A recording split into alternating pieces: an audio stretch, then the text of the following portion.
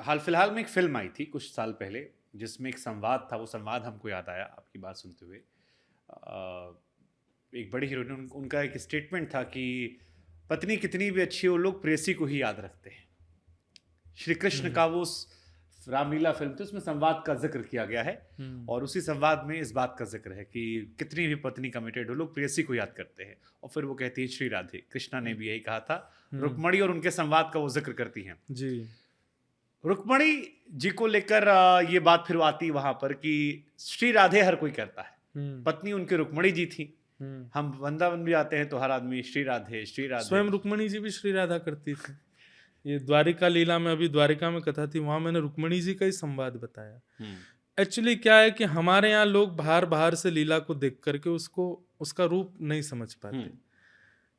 आप कभी ब्रज आइए या वृंदावन वीथियों में ब्रज की लीलाओं को सुनिए, तब आपको पता चले कि रुक्मिणी जी ने भी जब किशोरी जी का भाव सुना ना, और जब किशोरी जी से पहली बार मिली वो राधा रानी से, तो रुक्मिणी जी बोली मुझे वापस जाना ही नहीं है द्वारिका, मुझे आपके संग ही रहना, मुझे आपके पास ही रख लो।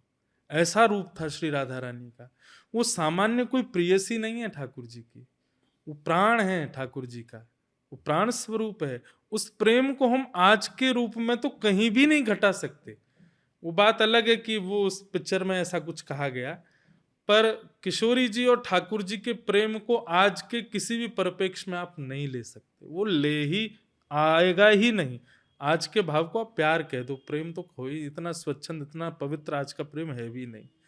तो वहाँ जो बात कही गई है, वो उसमें भी राधा रुक्मणी को जो कंपैरिजन किया गया, कभी रुक्मणी जी का चरित्र सुनिए। रुक्मणी जी भी राधा रानी की शिष्या थी, उन्हीं का ही चिंतन करती थी।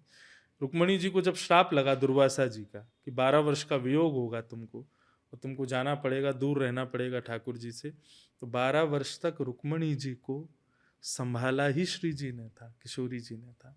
बहुत गूढ़ विषय है, बहुत गहरी चिंतन चर्चा है, पर यही है कि आज के प्रेम में आप राधा कृष्ण के उस भाव को घटा नहीं सकते।